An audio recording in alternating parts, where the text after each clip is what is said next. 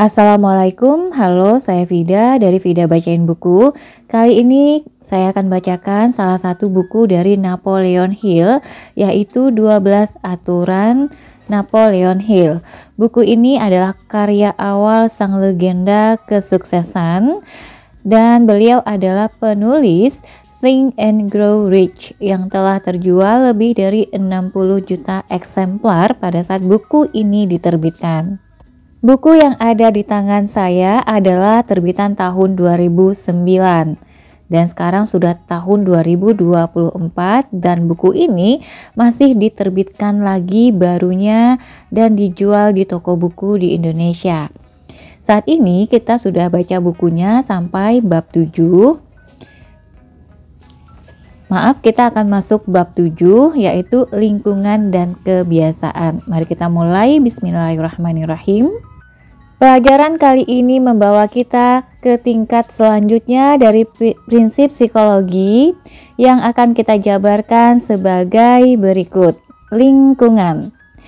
Pikiran manusia cenderung menyerap lingkungan sekitar dan menyebabkan tindakan jasmani yang selaras dengan lingkungan tersebut. Pikiran mengambil makanan dan tumbuh sesuai impresi indera yang diserap dari lingkungan tempat kita hidup. Pikiran tak ubahnya bunglon yang selalu berubah warna sesuai kondisi lingkungan. Hanya pikiran paling kuat yang mampu menolak kecenderungan ini. Lanjut, kebiasaan. Kebiasaan tumbuh dari lingkungan sebagai akibat dari memikirkan dan melakukan kegiatan yang sama berulang-ulang. Sekali terbentuk, ia seperti semen yang membeku sesuai cetakan dan sulit diretas. Sebuah kutipan. Kekuatan edukasi begitu besar sampai-sampai kita mampu membentuk pikiran dan perilaku generasi muda menjadi apapun yang kita inginkan, sekaligus membuat kebiasaan yang sudah terbentuk bertahan selamanya. Uskup Francis Atterbury 1663 sampai 1732. Pikiran manusia mengambil materi dari pikiran dan tindakan yang dibangun oleh lingkungan sekitar, kemudian dikristalkan oleh kebiasaan menjadi kepribadian permanen dan disimpan di bawah sadar. Kebiasaan dapat disebut menyerupai lekukan rekaman fonograf atau piringan hitam. Sementara pikiran manusia berfungsi layaknya ujung jarum yang pas menggeseki alur lekukan tersebut. Manakala sebuah kebiasaan terbentuk oleh pengulangan pikiran atau tindakan, pikiran memiliki kecenderungan menempelkan diri dan mengikuti seperti jarum fonograf mengikuti alur lekukan di permukaan piringan hitam. Di sini kita mulai melihat pentingnya memilih lingkungan dengan sehati-hati mungkin karena ia menjadi makanan mental berbagai hal yang dapat diekstraksi oleh pikiran. Lingkungan menyuplai makanan dan materi yang kita gunakan untuk membentuk pikiran dan kebiasaan mengkristalkan materi-materi tersebut menjadi permanen. Karena alasan inilah, sistem penanganan kriminal kita sekarang cenderung menciptakan lebih banyak kejahatan ketimbang menyembuhkan. Jika topik lingkungan dan kebiasaan dapat dipahami dengan lebih baik, seluruh sistem hukum juga dapat diperbaiki dan diubah dengan semestinya. Kita akan mampu menghentikan sistem yang mengurung banyak orang sekaligus dalam satu ruangan seperti ternak, di mana penghuninya dicap dengan status memalukan yang selamanya mengingatkan mereka sebagai penjahat, pelanggar hukum, bisa ditempatkan di atmosfer yang bersih, di mana setiap bagian dari lingkungannya memberi sugesti bahwa mereka sedang diubah menjadi manusia yang lebih berguna ketimbang ditempatkan di tempat yang selalu mengingatkan posisi mereka sebagai penyakit masyarakat. Di era kemajuan dan kecerdasan manusia seperti sekarang, penjara mestinya dapat lebih dianggap sebagai rumah sakit di mana penyimpangan mental dirawat sampai kembali normal. Gagasan kuno yang mengharuskan hukuman terhadap kejahatan diganti oleh gagasan baru yang lebih modern untuk menyembuhkan kriminalitas. Hukum pembalasan, sugesti, autosugesti, dan prinsip lain yang dibahas dalam pelajaran ini akan berperan dalam usaha menjauhkan sistem hukuman serta mengadopsi sistem penyembuhan sebagai cara menormalkan kembali para pelaku kejahatan. Sistem pemberian penghargaan yang diadopsi secara terbatas di banyak sistem hukum kita adalah satu langkah menuju arah yang benar. Begitu juga sistem pembebasan bersyarat. Waktu bergerak cepat menuju era di mana setiap pelanggar hukum akan dikirim langsung ke laboratorium rumah sakit mental, alih-alih sel penjara yang gelap, kotor, dan menjijikkan. Di tempat penyembuhan inilah pikiran dan jasmani akan menerima perhatian serta perawatan yang tepat. Reformasi metode penjara ini akan menjadi salah satu perubahan besar dalam sejarah. Psikologi akan menjadi medium tempat reformasi ini bekerja. Lebih jauh lagi, setelah psikologi menjadi salah satu topik yang diajarkan secara teratur di sekolah-sekolah umum, kecenderungan kriminalitas yang mungkin diserap anak-anak dari lingkungan secara efektif akan makin terkikis melalui prinsip-prinsip psikologi. Namun, kita tidak boleh menyimpang terlalu jauh dari topik pelajaran saat ini, yaitu mengenai lingkungan dan kebiasaan. Mari kita pelajari lebih jauh karakteristik kebiasaan berdasarkan ulasan berikut karya Edward E. Bills, seorang tokoh terkemuka di bidang psikologi. Mari kita baca. Kebiasaan. Kebiasaan adalah kekuatan yang secara umum mudah dikenali oleh rata-rata orang, tapi kerap dipandang menurut aspek sebaliknya ke arah eksklusif terhadap fase menyenangkan darinya.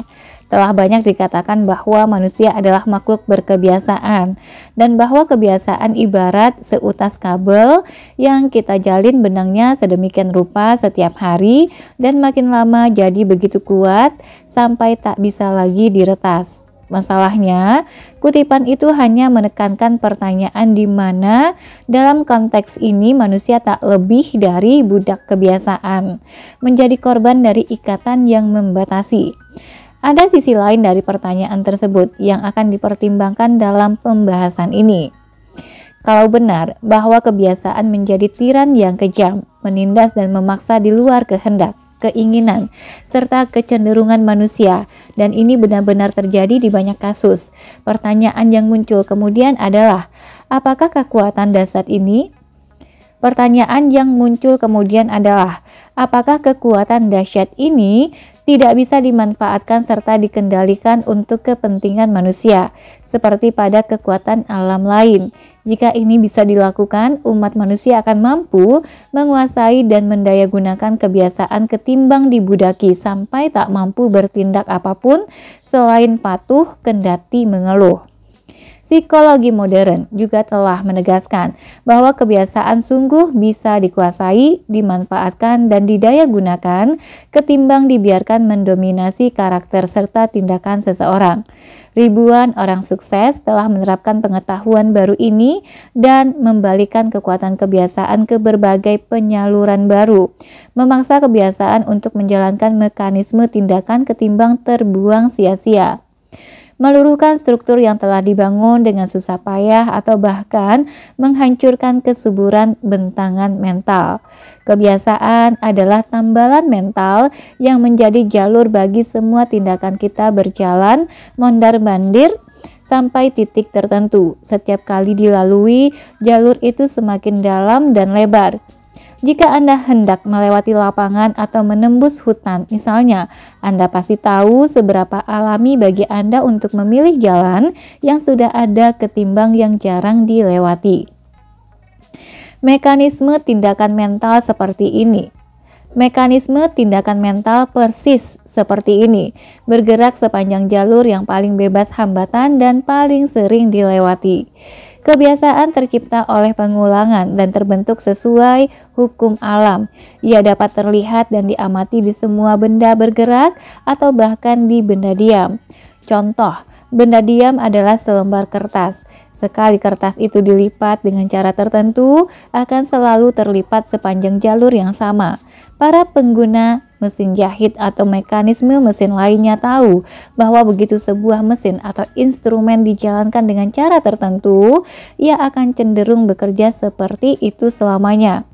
Hukum serupa juga dapat dicermati dalam hal alat musik. Pakaian atau sarung tangan membuat lipatan sesuai dengan orang yang memakainya, dan lipatan ini begitu terbentuk akan selalu membekas demikian, walau sudah disetrika berapa kali pun.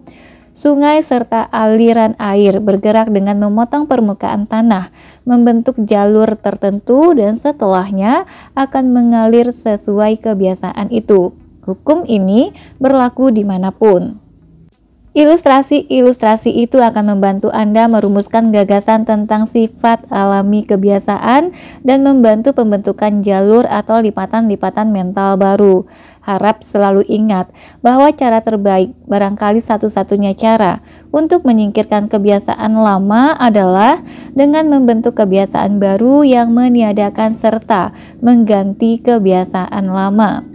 Bentuklah jalur mental baru di atas yang lama sampai kebiasaan lama makin tipis dan akhirnya hilang karena tak pernah dipakai. Setiap kali Anda berjalan di jalur kebiasaan mental yang diinginkan, Anda membuat jalur itu semakin dalam, lebar, dan mudah dilalui. Proses pembuatan jalur mental ini sangat penting. Tak cukup kata untuk menekankan pentingnya memulai kegiatan membuat jalur mental yang kita inginkan dengan cara seperti ini. Latihan, latihan, dan latihan. Jadilah pembuat jalur mental yang baik. Aturan-aturan berikut akan membantu Anda membentuk kebiasaan baru. 1. Di awal pembentukan kebiasaan baru, beri penekanan pada ekspresi tindakan, pikiran, atau karakteristik. Ingat bahwa Anda sedang mengambil langkah pertama ke arah pembentukan jalur mental baru. Awalnya memang sangat sulit, tapi akan semakin mudah nantinya. Buatlah jalur itu sejelas dan sedalam mungkin sejak awal agar dapat terlihat dengan mudah setiap kali Anda hendak melewatinya. 2. Pastikan dan pusatkan perhatian pada jalur yang baru terbentuk seraya menjauhkan pandangan serta pikiran dari jalur lama. Jika tidak, Anda akan tergoda untuk kembali lagi. Lupakan yang lama dan pusatkan diri sepenuhnya pada jalur baru yang sedang Anda bangun. 3. Lewati jalur yang baru dibuat sesering mungkin. Tak usah tunggu alasan melakukannya, lakukan saja. Makin sering dilalui, makin cepat jalur itu menjadi kebiasaan dan mudah dijalani. Buat rencana untuk melewatinya dan gunakan sejak awal. 4. Tahan godaan untuk melewati jalur lama yang memang tampak lebih mudah karena sering digunakan di masa lalu. Setiap kali berhasil menahan godaan, Anda jadi makin kuat dan makin mudah menahan godaan. Namun setiap kali Anda mengalah, makin mudah pula. Namun setiap kali Anda mengalah, makin mudah pula Anda kalah dan makin sulit menahan godaan. Anda harus berjuang sejak awal dan ini sangat penting. Buktikan tekad, kegigihan, serta kekuatan kehendak Anda sekarang juga sejak awal. 5. Pastikan Anda memetakan jalur yang benar. Rencanakan dengan baik dan lihat kemana arahnya. Lalu lanjutkan tanpa rasa takut dan ragu. Teruslah meluku sawah dan jangan menoleh ke belakang. Tentukan tujuan lalu buat jalur mental yang baik, dalam dan lebar menuju langsung ke tujuan tersebut. Ada kemiripan antara kebiasaan dan autosugesti. Melalui kebiasaan, sebuah tindakan yang dilakukan berulang-ulang dengan cara yang sama memiliki kecenderungan menjadi permanen dan akhirnya kita melakukan tindakan tersebut secara otomatis tanpa banyak pikir atau konsentrasi. Saat bermain piano misalnya, si pelaku dapat memainkan sebuah lagu yang ia kenal sementara pikiran sadarnya melayang ke hal lain. melalui autosugesti. Sebagaimana kita pelajari dalam pelajaran sebelumnya, sebuah gagasan, ambisi, atau keinginan yang terpatri secara terus-menerus dalam pikiran pada akhirnya akan mendapat porsi coupling yang lebih besar di pikiran sadar, menyebabkan tindakan otot yang selaras sampai akhirnya gagasan itu mewujud ke realitas fisik. Dengan demikian, autosugesti menjadi prinsip pertama yang kita gunakan dalam membentuk kebiasaan. Kita membentuk kebiasaan dengan prinsip autosugesti dan menghancurkan kebiasaan dengan prinsip yang sama pula. Yang perlu Anda lakukan dalam membentuk atau menghilangkan kebiasaan apapun adalah dengan terus-menerus melakukan prinsip autosugesti. Harapan semata sama sekali tidak bisa disebut autosugesti. Sebuah gagasan atau keinginan agar mampu mewujud menjadi realitas harus dipatrikan ke pikiran sadar sepenuhnya dan terus-menerus sampai mulai membentuk wujud permanen. Yang dibutuhkan adalah terapan yang stabil, sepenuh tekad dan terus-menerus terhadap suatu subjek tertentu yang telah ditetapkan pikiran Anda. Setelah menemukan objek keinginan dan tahu cara mengonsentrasikannya, Anda harus tahu pula cara mempertahankan pemusatan pikiran, arah, dan tujuan. Kegigihan adalah kekuatan luar biasa.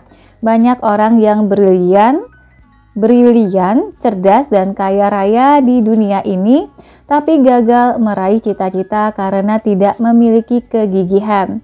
Orang harus memiliki keuletan seekor bulldog dan tak gentar mengejar apapun yang diinginkan. Seperti seorang pemburu tua zaman koboi yang begitu menatap binatang buruannya berkata, "Kamu adalah makananku." Tak akan berhenti mengendusi jejak binatang itu walau harus melacaknya berminggu-minggu.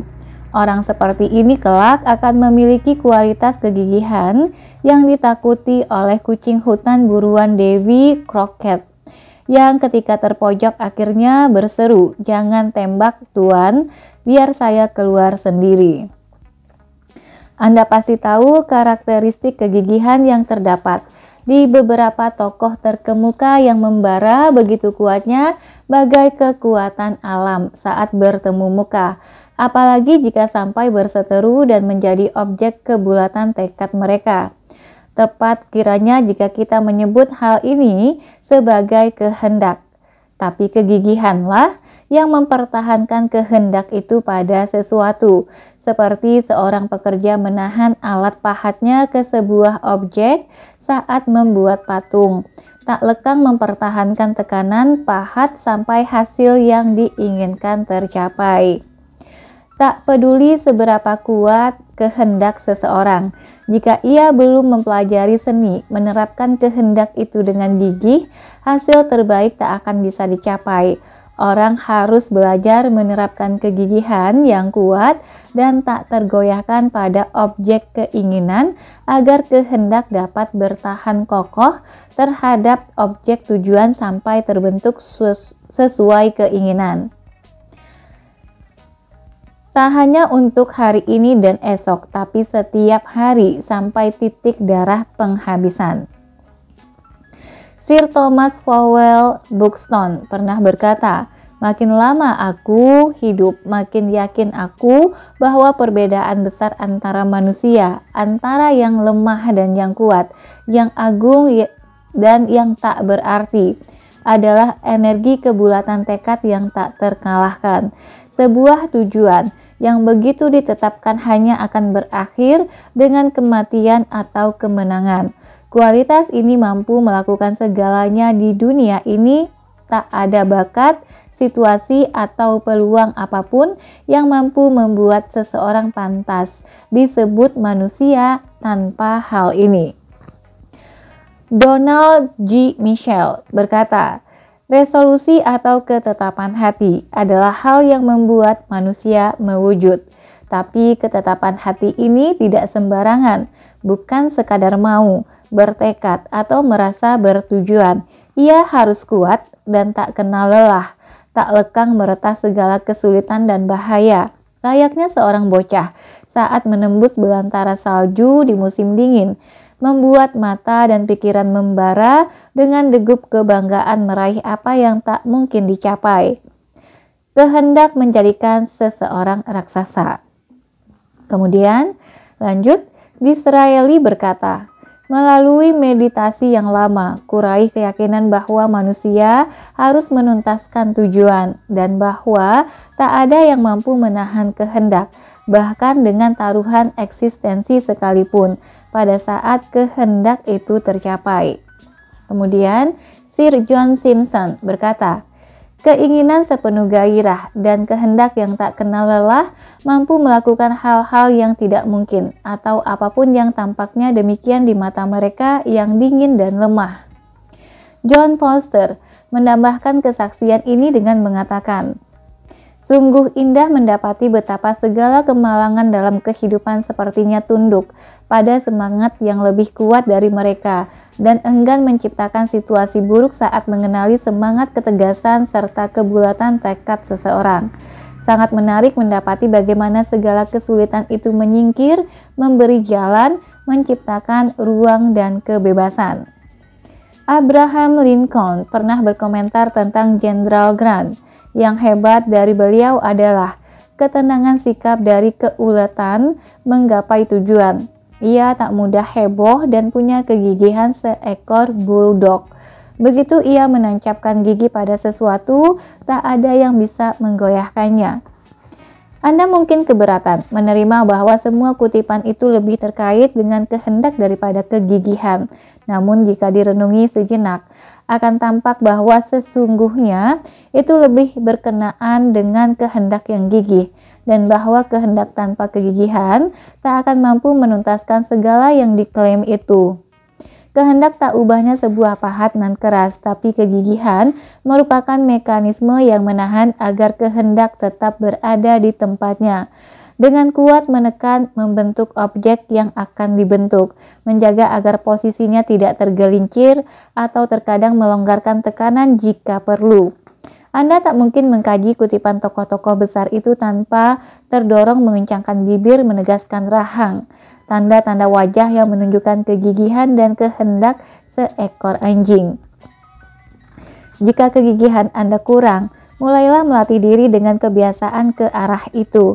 Latihan ini akan mematri kebiasaan baru di dalam pikiran, merangsang pertumbuhan sel-sel otak yang dibutuhkan, dan pada gilirannya memberi Anda sifat permanen dari kualitas yang ingin dikembangkan. Pusatkan pikiran dan berkonsentrasilah pada kegiatan sehari-hari, pelajaran, pekerjaan, atau hobi sampai Anda terbiasa menahan godaan atau pengaruh yang mengganggu. Kesuksesan Anda bergantung dari latihan dan kebiasaan, bahwa selalu gagasan dalam pikiran di mana sebuah pahat bertahan dengan kokoh mewujudkan objek yang dibentuk. Seperti diuraikan sebelumnya, ini akan sangat membantu. Baca juga ulasan ini berulang-ulang setiap hari, sampai pikiran Anda menangkap gagasan tersebut dan bekerja dengan sendirinya. Dengan melakukannya, Anda akan memiliki kecenderungan membangkitkan kegigihan dan sisanya mengalir secara alamiah. Seperti buah mengikuti pertumbuhan serta mekarnya pohon tempatnya bernaung. Kegigihan dapat diibaratkan seperti tetesan air yang akhirnya mengalahkan kekerasan batu. Kelak ketika bab terakhir dari kehidupan Anda tulis, Anda akan menemukan bahwa kegigihan Anda atau kelemahan dalam hal itu telah berperan besar terhadap kesuksesan atau kegagalan dalam kehidupan. Di ratusan ribu kasus terbukti bahwa seluruh bakat manusia dapat saling disandingkan. Di ratusan ribu kasus terbukti bahwa seluruh bakat manusia dapat saling disandingkan dan hasilnya tak akan jauh berbeda dalam hal kemampuan mencapai keinginan. Seseorang tidak lebih pandai daripada yang lain. Semua memiliki kemampuan tersembunyi bersama-sama membaur di dunia dengan peluang setara untuk memenangkan tujuan apapun yang dipilih, tapi tetap ada yang berhasil dan ada yang gagal. Analisis akurat dalam hal ini akan menunjukkan bahwa kesuksesan seseorang ternyata disebabkan oleh kegigihan, sementara kegagalan disebabkan oleh kurangnya kegigihan. Kegigihan, autosugesti, dan kebiasaan adalah 3 serangkai kata yang maknanya tak bisa diabaikan oleh siapapun. Kegigihan adalah tali kokoh yang mengikat autosugesti serta kebiasaan sampai keduanya menyatu dan akhirnya menjadi realitas permanen. Nilai strategis utama dari propaganda Jerman era Perang Dunia Kedua terletak pada kemampuan mematahkan semangat sasaran, atau dengan kata lain, mematahkan kegigihan. Orang Prusia yang pernah dikirim untuk menghancurkan penulis sekaligus menghancurkan nilai edukasi pelajaran ini juga mendayagunakan secara ekstensif teknik memusnahkan kegigihan dengan mematahkan semangat penulis. Dengan halus dan diam-diam, agen Kaisar Austria itu membuat teman-teman serta kolega bisnis menentang penulis. Ia tahu benar pentingnya menghancurkan kekuatan kegigihan. Mematahkan semangat dan kegigihan siapapun yang menghalangi adalah faktor kuat propaganda Jerman. Menghancurkan moral. Dengan kata lain, kegigihan sebuah pasukan sungguh memiliki nilai strategis tinggi. Menghancurkan moral sebuah pasukan sama artinya dengan mengalahkan pasukan tersebut. Aturan serupa juga berlaku pada kelompok-kelompok kecil atau perorangan. Kita hanya dapat mengembangkan kegigihan melalui kepercayaan diri yang mutlak. Itu sebabnya kami sangat menekankan pentingnya pengembangan kepercayaan diri dan telah pula kami ingatkan bahwa pelajaran tersebut merupakan yang terpenting dari psikologi terapan. Gagasan inti pelajaran ini dibangun untuk menunjukkan kepada Anda bagaimana persisnya mendayagunakan kemampuan laten apapun yang Anda miliki dan bagaimana melengkapinya dengan keyakinan atau kepercayaan yang paling Anda pegang. Kembalilah pada pelajaran itu dan renungkanlah baik-baik. Di balik uraian sederhana itu akan Anda temukan rahasia pencapaian tujuan dan kunci penyingkap misteri kekuatan kehendak yang luar biasa. Jika semua faktor teknisnya dibuang, Anda akan mendapati sesuatu yang halus terkandung di dalamnya, yang mampu memvitalisasi otak dan mengirim pendaran cahaya ke seluruh tubuh, mendorong Anda untuk menyambar topi, pergi, dan membuat sesuatu. Jasa terbaik yang dapat dilakukan oleh seorang guru adalah menunjukkan cara membangkitkan jenius yang tertidur dalam otak Anda dan menginspirasikannya dengan ambisi untuk menuntaskan kegiatan mulia tersebut. Jadi bukan sekadar pendidikan atau bangku sekolah. Yang terpenting adalah apa yang terbangkitkan dalam diri dan teraplikasi keluar. Kegigihan Anda pada akhirnya akan membangkitkan sesuatu yang tak tergambarkan dalam diri Anda, apapun itu. Begitu sesuatu itu bangkit, Anda akan menyingkirkan semua rintangan dan dengan cepat meluncur ke pencapaian tujuan. Di atas bentangan sayap dari kekuatan yang baru ditemui dan selama ini bersemayam dalam diri tapi tidak disadari. Begitu Anda menemukan kekuatan laten dalam otak Anda, menit ini juga tak seorang pun di bumi ini yang mampu menguasai atau memperalat Anda lagi. Anda akan menemukan kekuatan mental dahsyat milik Anda sendiri, seperti seekor kuda mendapati kekuatan fisik alaminya saat berlari kencang. Dan setelahnya, Anda tak akan mau lagi dihalangi dan dikendalikan oleh manusia manapun di dunia. Jika Anda ikuti rencana yang dijabarkan dalam majalah ini, dijamin Anda akan menemukan kekuatan dahsyat ini. Anda akan menemukan diri sendiri, menemukan diri dan prinsip sejati, di mana umat manusia selama berabad-abad tumbuh secara perlahan melebihi binatang di tahapan rendah evolusi. Dan sekarang cukup tepat kiranya bagi kami untuk merekomendasikan buku tambahan untuk koleksi pustaka Anda. Sebuah buku yang akan memberi pencerahan perihal evolusi manusia. Judulnya The Essence of Man karya Henry Drummond, terbitan James J. Pott dan Co. 114 Fifth Avenue, New York.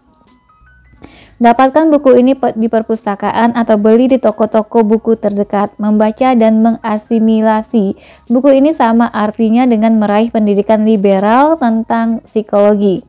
Bab bertajuk Kebangkitan Pikiran. Di dalamnya bernilai jauh melebihi harga yang Anda bayar untuk membelinya. Kami sangat menyarankan buku ini, juga buku lain yang akan kami sebut kemudian berdasarkan kedekatannya dengan pembahasan tentang lingkungan yang sekarang kembali kita bahas. Lanjut, lingkungan. Seperti telah kami sampaikan, kita menyerap impresi indera dari lingkungan sekitar. Lingkungan dalam pengertian yang kita pakai di sini, cakupan bidangnya sangat luas, meliputi buku yang kita baca, orang-orang yang kita kenal, komunitas tempat kita tinggal, sifat pekerjaan kita sehari-hari, negara tempat kita berada, pakaian yang kita kenakan, lagu yang kita nyanyikan, dan pikiran yang kita pikirkan. Tujuan diskusi kita tentang lingkungan adalah untuk menunjukkan hubungan langsung. Lanjut, pakaian yang kita kenakan, lagu yang kita nyanyikan, dan pikiran yang kita pikirkan. Tujuan diskusi kita tentang lingkungan adalah untuk menunjukkan hubungan langsungnya dengan personalitas yang kita kembangkan. Juga pentingnya menciptakan lingkungan tempat kita dapat mengembangkan tujuan utama yang telah ditetapkan dalam hati. Pikiran mengambil makanan dari apa yang kita beri melalui lingkungan. Karenanya, mari kita pilih lingkungan kita berdasarkan tujuan langsung, memberi makan pikiran dengan materi yang sesuai agar ia dapat melakukan tugasnya, mewujudkan tujuan utama kita. Jika lingkungan Anda tidak sesuai keinginan, ubahlah.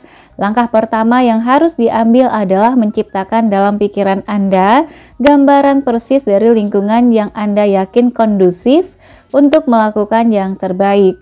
Dari sini pula Anda mungkin dapat menarik perasaan-perasaan emosional serta kualitas yang mendorong Anda meraih tujuan.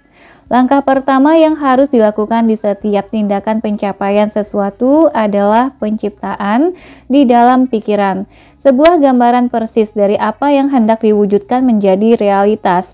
Ini tidak boleh dilupakan. Kebenaran agung ini berlaku pada setiap usaha pembangunan lingkungan yang diinginkan, juga terhadap hal lain apapun yang ingin Anda buat. Teman-teman Anda sehari-hari menjadi faktor terpenting dan paling berpengaruh dari lingkungan dalam hal kemajuan atau kemunduran.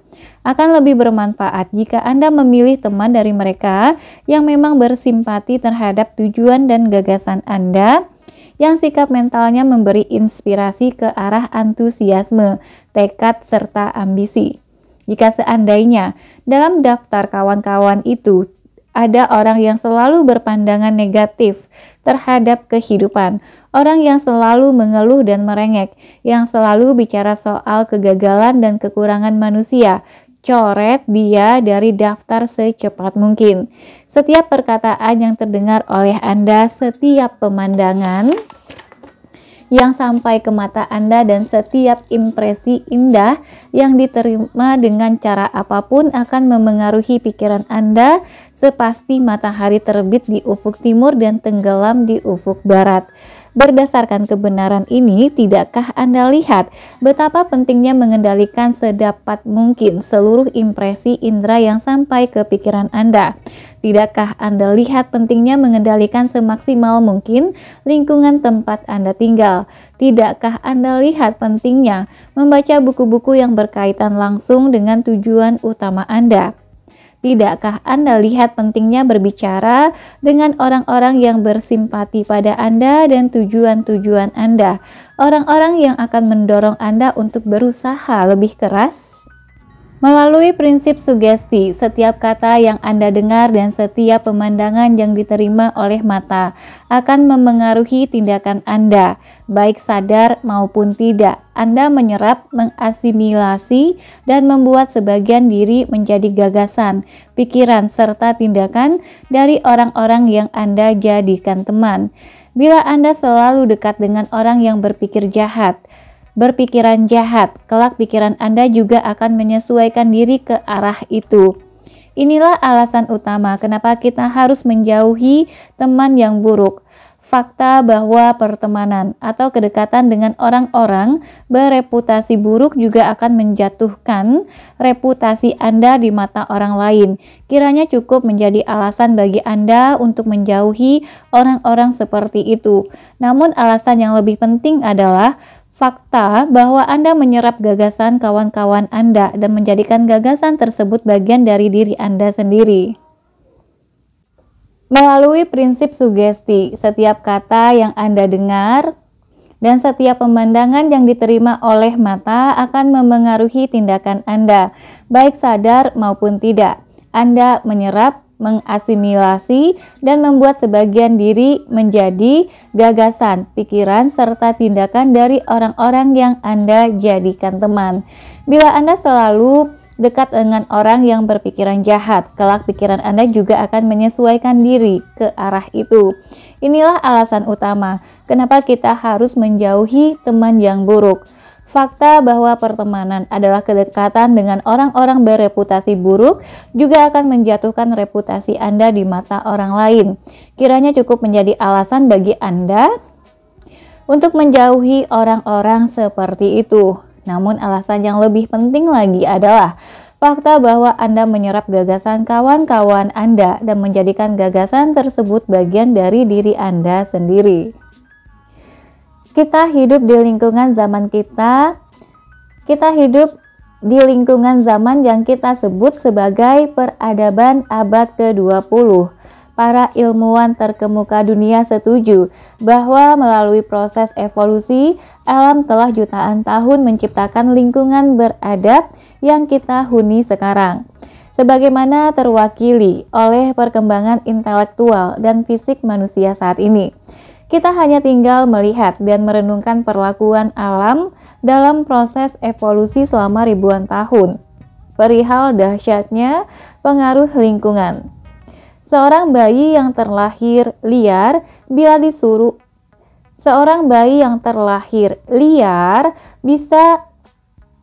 diasuh oleh orang tua dan keluarga beradab memang akan tetap liar, tapi setidaknya kecenderungan liarnya akan terkikis sampai tinggal insting saja.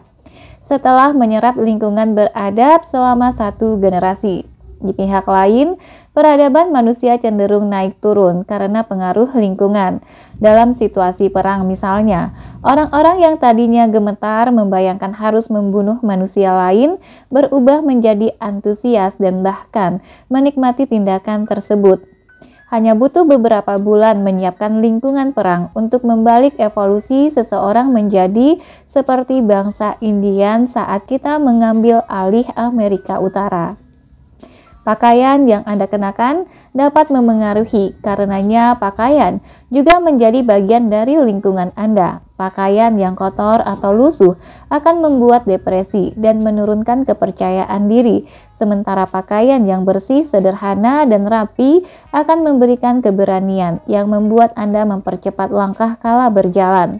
Kiranya tak perlu kami ingatkan perbedaan rasa antara mengenakan pakaian kerja dan pakaian santai di hari Minggu, karena Anda pasti juga sudah tahu. Pada pakaian pertama, ada kecenderungan untuk menjauhi orang-orang yang berpakaian lebih baik, sementara pakaian kedua Anda gunakan untuk bertemu dengan orang-orang sederajat, dengan segenap keberanian dan kepercayaan diri. Dengan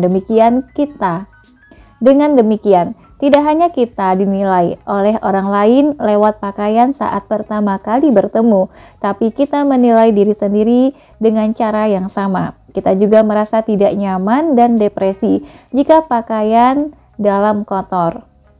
Padahal tidak terlihat dan tertutup oleh pakaian luar yang sempurna serta baru. Kaum wanita membuang lebih banyak waktu mengurusi pakaian dalam ketimbang pakaian lain. Bahkan bila pakaian dalam itu faktanya tidak terlihat oleh orang lain kecuali diri sendiri. Tetap mereka kerap menghabiskan waktu berhari-hari, bahkan berminggu-minggu bekerja keras, menambahkan jahitan dan renda hanya untuk pakaian dalam. Tak heran bila kaum wanita memiliki harga diri dan keberanian mental lebih besar ketimbang kaum pria. Segala macam embel-embel serta sentuhan seni tambahan yang mereka beri pada pakaian memainkan peranan kuat ke arah itu, apalagi ditambah superioritas dari kecepatan melangkah, kegesitan serta keanggunan bergerak. Mumpung masih bicara soal pakaian, saya ingin menyampaikan sebuah pengalaman yang memberi dampak luar biasa pada saya terkait peranan pakaian dalam hal kapasitas keberanian mental. Saya pernah diundang ke sebuah laboratorium milik seorang guru budaya fisik yang terkenal. Saat saya di sana, dia membujuk saya melepas pakaian untuk diberi perawatan sederhana secara gratis. Setelah perawatan selesai oleh seorang pelayan, saya dibawa ke hadapannya di sebuah ruangan kantor nan megah, tanpa mengenakan apapun kecuali celana dalam yang saya pakai saat perawatan. Di seberang meja mahogani besar, duduklah kawan saya itu, si guru budaya fisik, dalam balutan pakaian bisnis formal nan rapi. Kontras antara kami begitu besar sampai saya jadi malu. Entah kenapa, saya jadi membayangkan diri seperti penderita rabun dekat yang salah keluar dari ruang ganti baju ke ruang dansa yang penuh orang, mengira masuk ke kamar kecil tempat pakaian saya berada. Kiranya bukan kebetulan saya dibawa masuk ke hadapan si guru dengan pakaian dalam. Ia juga seorang ahli psikologi terapan dan tahu benar efek yang menimpa calon pembeli ajarannya bila diposisikan dalam situasi demikian. Resepsi ini memang sengaja dibuat. Dengan kata lain, aktor utama yang secara efisien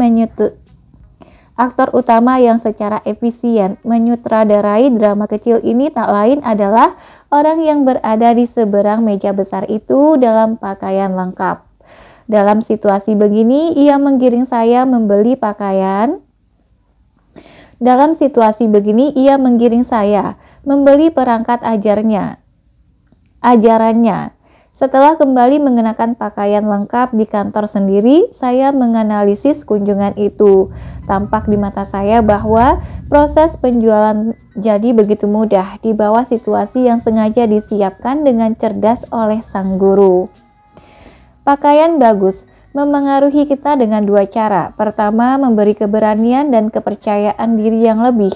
Ini dengan sendirinya juga menjustifikasi kita untuk selalu mengenakan pakaian yang baik, bahkan kadang sampai menepikan kepentingan kita. Kedua, pakaian berfungsi membuat orang lain terkesan agar membantu kita. Impresi indera pertama yang sampai ke pikiran orang yang kita temui adalah mata, tempat orang membuat inventory mental dari pakaian yang kita kenakan.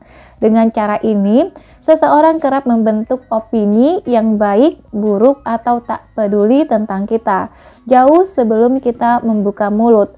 Opini yang sepenuhnya terbentuk berdasarkan impresi pakaian dan cara kita mengenakan pakaian.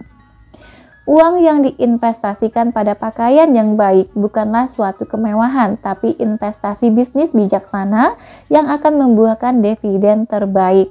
Kita sama sekali tak bisa mengabaikan penampilan pribadi, baik itu terhadap efek yang akan kita dapat maupun terhadap efek dari orang-orang yang kita hubungi secara sosial, komersial, atau profesional, tergantung status kita dalam masyarakat. Pakaian yang baik bukan semata-mata kemewahan, tapi kebutuhan. Pernyataan ini didasarkan pada prinsip ilmiah yang nyata. Bagian terpenting dari lingkungan fisik kita adalah apa yang kita ciptakan lewat pakaian, karena ini memengaruhi diri dan semua orang yang kita hubungi. Selain pakaian, faktor penting dari lingkungan kita adalah ruang kantor atau toko tempat kita bekerja. Percobaan telah membuktikan bahwa kinerja seorang karyawan sangat dipengaruhi oleh ada atau tidaknya keharmonisan yang hadir selama ia bekerja. Toko atau kantor yang berantakan, kacau dan kotor cenderung membuat karyawan depresi dan menurunkan antusiasme serta minat kerjanya. Sementara ruangan kerja yang teratur, bersih, dan sistematis memberikan efek sebaliknya. Para karyawan yang pada tahun-tahun terakhir ini memahami cara mendayagunakan prinsip psikologi untuk meningkatkan efisiensi kerja, memperoleh manfaat dari ruangan kerja yang bersih, nyaman, dan harmonis dalam wujud peningkatan pendapatan. Di antara sekian banyak perangkat yang dipasang oleh para karyawan yang lebih progresif sebagai cara meningkatkan antusiasme dan efisiensi kerja adalah ruang bermain, lapangan tenis, kamar mandi yang layak, perpustakaan, dan ruang baca, lengkap dengan tulisan dan hiasan patung untuk menciptakan kondisi ketenangan dalam pikiran para pekerja. Seorang tukang binatu yang progresif di Chicago sukses mengalahkan para pesaing, khususnya di zaman saat bantuan sulit didapat, dengan memasang piano elektrik di ruang kerja dan mendandani wanita-wanita muda penjaga piano tersebut dengan pakaian rapi selama jam kerja. Ruang setrika sang tukang binatu ada di lantai dasar. Penampilan rapi para pekerja wanita di ruang itu dalam seragam putih-putih, baik topi maupun celemek, ditambah wajah ceria dan bercahaya, menjadi salah satu alat iklan terbaik bagi bisnisnya, seiring peningkatan kinerja di lingkungan yang harmonis ini. Bandingkan pemandangan ini dengan penampilan rata-rata toko binatu, di mana wanita-wanitanya berpenampilan kasar dan ruang kerjanya berantakan, serta lebih mirip toko pemulung. Dari sini Anda dapat melihat manfaat penggunaan sistem yang lebih progresif, manfaat yang sangat mempertimbangkan peningkatan keuntungan bagi pemilik usaha dan kenyamanan bagi karyawan. Tak akan lama sebelum musik dianggap sebagai kebutuhan di setiap toko, tempat pekerja wanita dan prianya bekerja dengan tangan, musik menciptakan harmoni serta antusiasme yang dibutuhkan untuk mencapai efisiensi maksimum para karyawan. Orang tidak bisa menjadi begitu efisien kecuali ia mencintai pekerjaan dan lingkungan kerjanya. Dengan pemilihan musik yang tepat, kinerja karyawan dapat ditingkatkan 10-50% tanpa membuat mereka lelah sama sekali. Di masa perang, ketika sebagian besar pekerja Amerika Serikat dalam pembuatan berbagai macam peralatan perang, bayangkan tingkat inspirasi, peningkatan produksi, dan langkah yang dapat dihasilkan seseorang jika ia bekerja ditemani alunan lagu Over There atau musik beraliran soul lainnya seperti Dixie atau Yankee Doodle. Dengan kondisi demikian, seseorang dapat dengan mudah melipat gandakan produksi di berbagai bidang dan tetap berenergi di waktu malam. Jika Anda ragu, musik dapat membuat orang melupakan waktu dan rasa lelah. Pelajari saja para pedansa dan pemain sepatu luncur yang menari di bawah alunan musik. Seseorang mampu berdansa dan berseluncur sampai tengah malam, bahkan setelah seharian bekerja di toko atau kantor, dan masih merasa bugar untuk bekerja lagi keesokan harinya. Jika diiringi musik yang baik, kadang kita tercenung mempertanyakan kenapa banyak karyawan tidak belajar dari para pedansa atau peseluncur dan mendayagunakan psikologi yang sama untuk merangsang kinerja di toko atau kantor. Prinsip serupa yang membawa pedansa dan peseluncur melakukan tindakan fisik yang paling berat selama berjam-jam tanpa merasa lelah. Para insinyur efisiensi yang lebih kompeten dengan cepat menangkap pentingnya mendayagunakan psikologi ini saat memetakan rencana lingkungan kerja untuk pertokoan dan perkantoran. Kapan pikiran manusia mendapatkan hasil lebih besar karena mereka berkeinginan ke arah situ. Sekarang masalahnya adalah bagaimana menemukan cara dan metode, alat dan perangkat, lingkungan serta atmosfer, kondisi kerja yang mampu membuat pria dan wanita ingin bertindak dan bekerja lebih baik. Lingkungan merupakan hal pertama yang dikenali oleh para penasihat efisiensi kompeten. Seseorang tak akan bisa menjadi penasihat efisiensi yang kompeten tanpa mendalami psikologi. Saya benar-benar yakin setelah mempertimbangkan pengalaman sebagai anak yang tumbuh di ladang, bahwa jika saya hendak bergelut di bisnis pertanian dan mengandalkan para buruh saat bekerja, saya akan menyediakan lapangan bisbol dekat sawah, juga berbagai permainan lain yang mereka sukai. Dan seringkali setelah menuntaskan tugas atau pekerjaan, kami akan bersama-sama menuju lapangan untuk sedikit bermain, mengembangkan antusiasme. Dengan adanya insentif seperti ini, seorang bocah, kebanyakan dari kami memang tak lebih dari bocah lelaki bertubuh jangkung, akan bekerja lebih keras dan lebih bugar ketimbang mereka yang tidak mendapat insentif serupa. Aksioma kuno yang berbunyi, bekerja terus tanpa bermain membuat Jack jadi bocah tumpul. Kiranya lebih dari sekadar aksioma, itu adalah kebenaran ilmiah yang sudah terbukti. Kelak di suatu tempat, di suatu waktu, pengawas, mandor, manajer, atau barangkali pekerja individual akan membaca pelajaran ini dan melihat nilai praktis kegiatan menghibur karyawan selama bekerja, menyajikan lingkungan yang menyenangkan dan harmonis. Tidak hanya nilai praktis yang akan ia lihat dari gagasan ini, tapi lebih baik lagi, ia akan menerapkan dan membuat hal itu menjadikannya pemimpin terkemuka. Jika Anda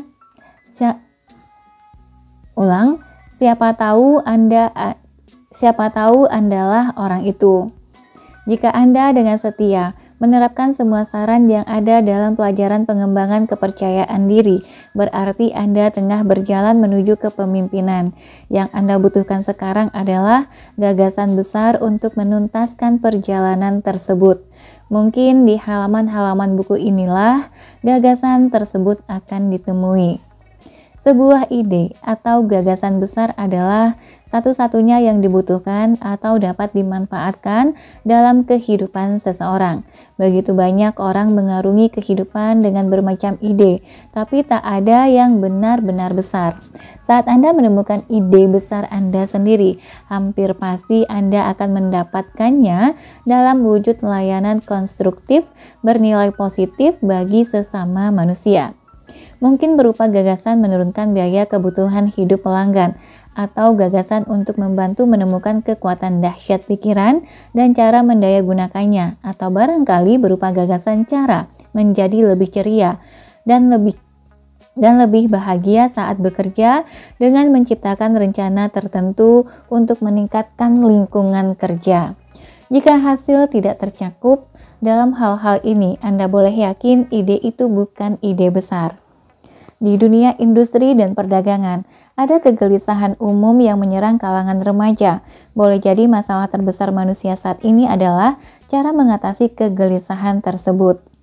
Baik pemimpin, buruh, maupun keuangan menyadari adanya ketidakpuasan yang makin luas di kalangan pekerja, dan keduanya juga sadar bahwa masalah ini harus segera diselesaikan dengan bijaksana. Ini sungguh peluang bagus bagi seseorang untuk menciptakan ide besar, ketenaran, serta kekayaan menanti mereka yang mampu menyelesaikan bagian manapun dari masalah besar ini. Jika masalah ini terpecahkan, baik seluruhnya maupun sebagian, pertanyaan tentang cara menyediakan lingkungan kerja yang menyenangkan bagi pekerja tentu akan memegang peranan penting. Mungkin dalam masalah kegelisahan pekerja inilah ide besar Anda dapat ditemukan. Tujuan apakah yang lebih mulia daripada pengabdian hidup pada kegiatan membantu meningkatkan lingkungan bagi mereka yang mengais nafkah dengan tangan mereka sendiri? Kepuasan apakah yang lebih besar daripada gagasan besar memperjuangkan kebahagiaan orang lain saat mereka berusaha bertahan hidup? Boleh jadi usaha ini tidak terlalu menghasilkan banyak uang, tapi yang pasti para pekerja dapat menikmati lingkungan mental yang tenang dan harmonis yang selalu dialami oleh mereka yang rela mengorbankan nyawa demi mengangkat dan meninggikan derajat kemanusiaan.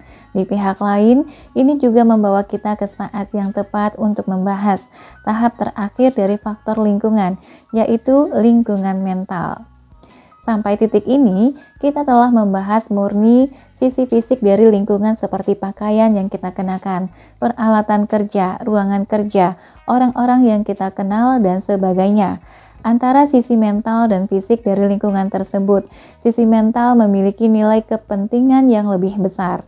Lingkungan mental diawali oleh kondisi pikiran kita. Menurut analisis terakhir, lingkungan fisik adalah materi yang kita pakai untuk menciptakan lingkungan mental. Kondisi persis pikiran di setiap saat merupakan hasil impresi indera yang mencapai pikiran dari apa yang ada di lingkungan fisik setiap kalinya, kemudian membentuk lingkungan mental kita. Kita dapat menghindari pengaruh negatif lingkungan fisik dengan menciptakan lingkungan fisik yang positif dalam imajinasi, atau dengan menutup pikiran sama sekali. Masalahnya, lingkungan mental negatif tidak bisa dihindari.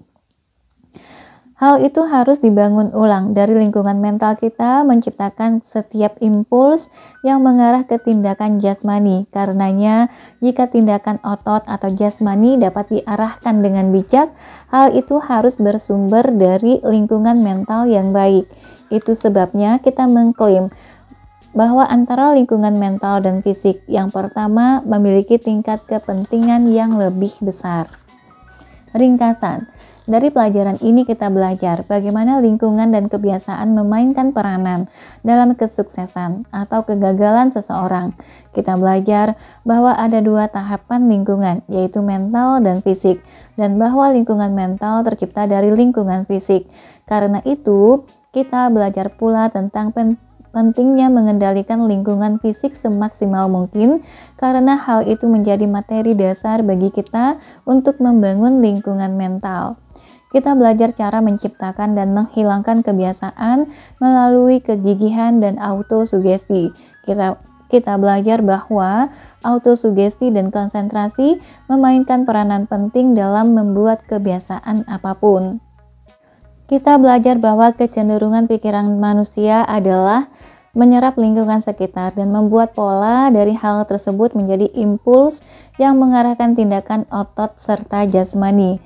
Karenanya kita belajar pula bahwa lingkungan merupakan materi dasar bagi kita untuk membentuk gagasan serta karakter pribadi. Kita belajar bahwa lingkungan tempat kita tinggal begitu kerasnya sampai-sampai pikiran mampu menyerap kecenderungan kriminal hanya lewat pergaulan dengan orang-orang berpikiran jahat, lewat intuisi hukum yang tidak benar dan sebagainya, lewat institusi hukum yang tidak benar dan sebagainya. Kita belajar bahwa pakaian yang kita kenakan merupakan bagian penting dari lingkungan fisik dan bahwa pakaian dapat memengaruhi kita serta orang-orang yang kita hubungi, baik secara negatif maupun positif, tergantung kecenderungan atau mana yang lebih pantas. Kita belajar pentingnya menyediakan lingkungan fisik yang menyenangkan dan harmonis bagi pekerja atau karyawan. Berikut peningkatan efisiensi yang dihasilkan dengan melakukannya. Kayaknya halaman berikutnya ini seperti sajak ya teman-teman. Di halaman 121, mari kita baca Jalan Pintas, GSW. Berapa banyak yang mencari kebahagiaan yang diberikan oleh cinta dan persahabatan, lupa cara bersikap ramah saat memohon seorang kawan. Berapa banyak yang mengejar jabatan dan status pekerjaan tertinggi, berjuang menguasai banyak orang, padahal tak meyakini segelintir orang. Berapa banyak yang membatasi pandangan pada pegunungan yang mengabur dalam cahaya, namun mencemooh pendakian melelahkan, yang membawa mereka mencapai puncak. Dan dengan memilih kepalsuan kondisi, Berapa banyak yang kemudian mengeluh karena hukum kehidupan ternyata tak lekang dan kebenaran serta keadilan meraja. Karena sebagaimana pada Sang Muhammad, kehidupan mengajarkan pada masing-masing bahwa semua mungkin mencari gunung, tapi gunung tidak menghampiri siapapun. Kepada setiap pikiran yang tulus dan ingin tahu, alam berkata, "Katakan apa keinginanmu, bisa kuberikan untukmu." Sayangnya, kebanyakan orang tak tahu apa yang diinginkan. Mereka juga tidak menginginkan hal yang sama 2 kali berturut-turut. Itu sebabnya makin banyak impian yang tak terwujud. Ambillah tujuan utama dalam kehidupan. Oke teman-teman, sampai di sini dulu untuk bab 7 dari buku 12 Aturan Emas Napoleon Hill. Nanti kita akan ketemu lagi di bab 8 dengan judul Cara Mengingat. Sebelumnya saya ucapkan terima kasih banyak buat teman-teman yang telah membersamai channel ini dari nol sampai saat ini bertumbuh hampir 1000-an. Terima kasih banyak untuk kesediaannya untuk like, komen, dan juga subscribe channel ini. Insya Allah channel ini akan terus bertumbuh bersama teman-teman, memberikan manfaat sebaik-baiknya untuk kita pribadi, keluarga kita, teman-teman kita, anak-anak kita, bahkan cucu-cucu kita kelak. Semoga yang kita lakukan menjadi amal ibadah jariah dan memberikan sebanyak-banyaknya manfaat. Sampai jumpa. Assalamualaikum warahmatullahi wabarakatuh.